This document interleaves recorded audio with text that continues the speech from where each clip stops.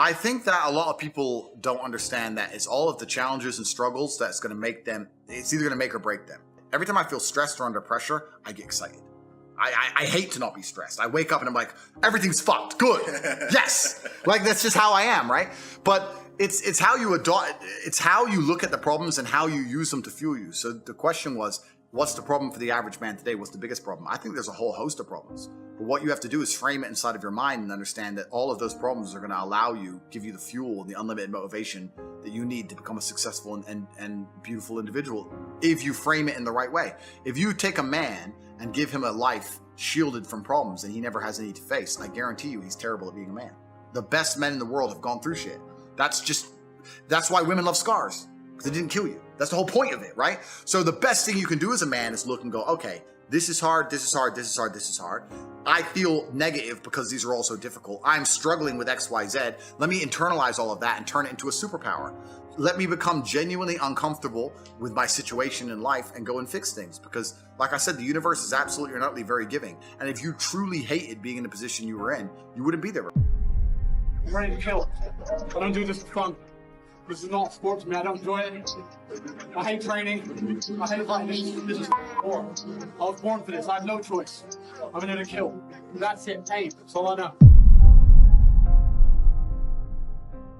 If we were still in the animal kingdom, the lions that you see on TV, they weren't just born big lions. They had to fight other lions. They had to fight to get that antelope. They had to fight other animals, hyenas, jackals. They had to fight to be the boss. That's the world.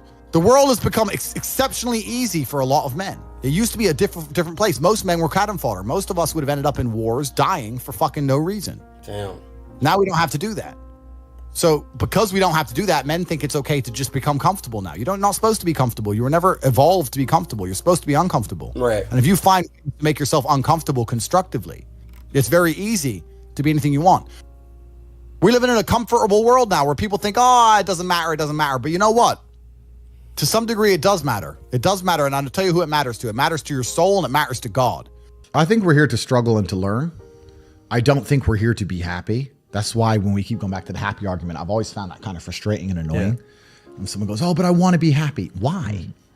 I think we're here to struggle. I think we're here to endure pain. Yeah. I think we're here to just see how hard we are to kill. I think that going through terrible things and living through them and coming out the other side is one of the most fantastic things about being human.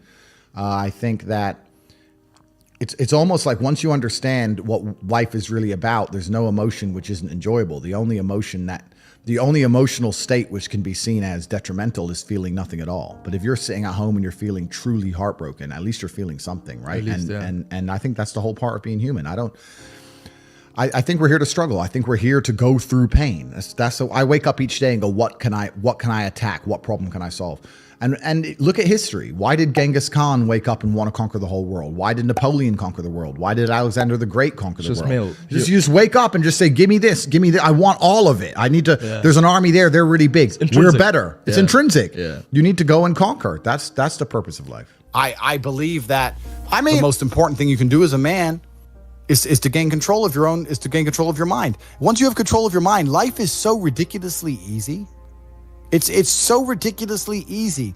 It's so easy to be in. People say to me, Tate, you're in good shape. All you do is drink vodka and travel the world. You're never even home. You never even have a gym. How do you do it? It's ridiculously easy if you control your mind. If I decide to do 1,000 push-ups, I'll do them. Maybe I have to do them one at a time. Maybe I'll get tired. Maybe I need a break. I'm going to do 1,000 because I said I'm going to do 1,000. It's not fucking hard. Everyone knows what they're supposed to do. Once you control your mind, it's easy, right? Getting over a breakup with that bitch. You miss that girl, you're upset, you miss her with all your heart, da-da-da. But once you realize she's gone, if you control your mind, she's gone now. She's gone now, I'm gonna miss her. That's a shame. Off to the gym. You either control your mind or you don't. And all of these things stem from the same problem. It's something you can do. It's something that is learned. It's something that is taught. But it's something that I needed to survive. So for me, it's easy, right? It's all I've ever known. Right. But people have life now. They don't need it to survive, so they never develop the skill. That's just how it works. At the end of World War II, when men went to Europe and saw unspeakable horrors at the end of World War II, did they all come home and need therapy, or did they all come home and get back to life? Get back to life. Because everyone was taught to have a mind that they control because they needed it to survive. There's no one else. That's how life worked back then. But this is it. But people are so scared of the emotions. That's all it is. No one's going to shoot them in the head. They're scared of the emotions of missing her. You're a full-grown man. You're scared of some emotions. Sit in bed and be sad and fucking play your chess and go to the gym and be sad and lift your weights and be sad for a while and do your shit till you're not sad anymore. The fuck? You're scared of emotions to the point you let a bitch run your fucking life? It's insane. Conquest is all life's ever been for men. This is what men have an innate desire to conquest, to conquer. Even you. You care about having as many viewers as possible on your streams. You care about being as big as possible. You care about conquering. Why did the Romans wake up, melt rocks, make swords, and walk in random directions? They didn't have Google Maps. They didn't have a fucking clue where they were going. Random directions to find some other group of people and fuck them up and take their shit. Why? Conquest.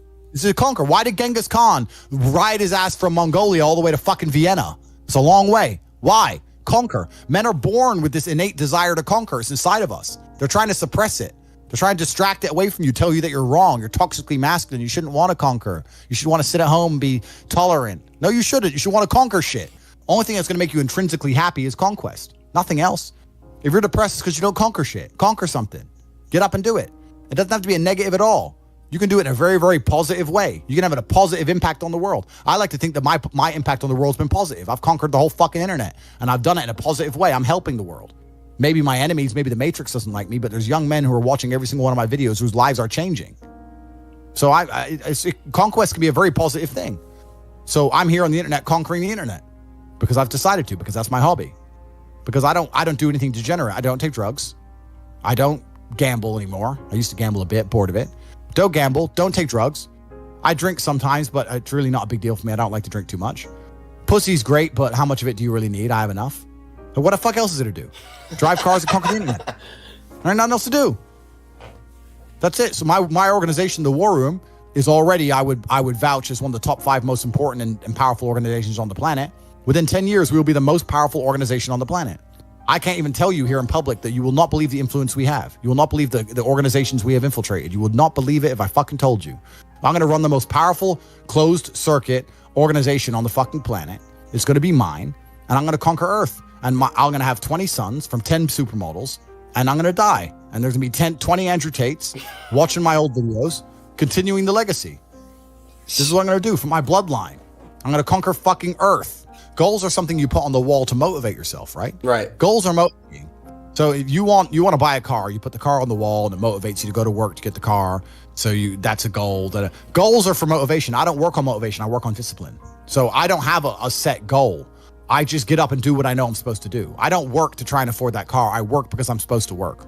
And then I can already afford that car and another one and another one and a boat and a plane and a house and another house and a land. And then I just work. I do my work. That is my duty as a man, is my duty to God. I train in the gym. It is my duty to God. I do my duties to God. I fulfill my duty. I'm an old school gentleman of honor and respect. I do what I'm supposed to do. I don't have any particular set goals. Anything I decide to do or want to do, I can do instantly. And if I can't do it instantly, I can do it pretty fucking quickly. I don't need goals in that old traditional sense. I do what I'm supposed to do. Wow. It's not a matter of how I feel or how I'm motivated. If I was depressed, it's impossible. But if I was depressed, my life would be, and the day-to-day activities would be exactly the same as if I was ecstatically happy. You wouldn't be able to see a difference. I'd be up at the same time. I'd be in the gym the same. I'd be doing the same shit.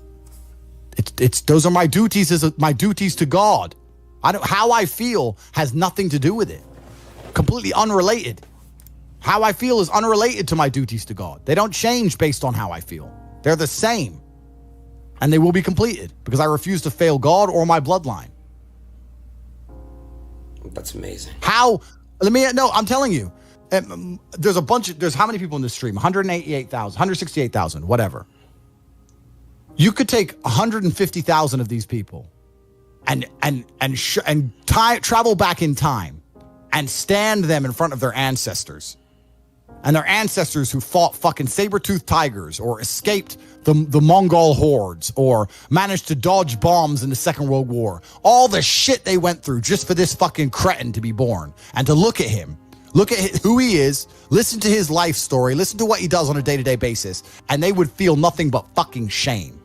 Your ancestors did all that shit, all that struggling to survive, hunting and gathering, fucking avoiding enemies, anything it took, dying at age 30 from a tooth infection, all the crap they went through just for you to be born so you could smoke weed and jack off. That's what your ancestors died for.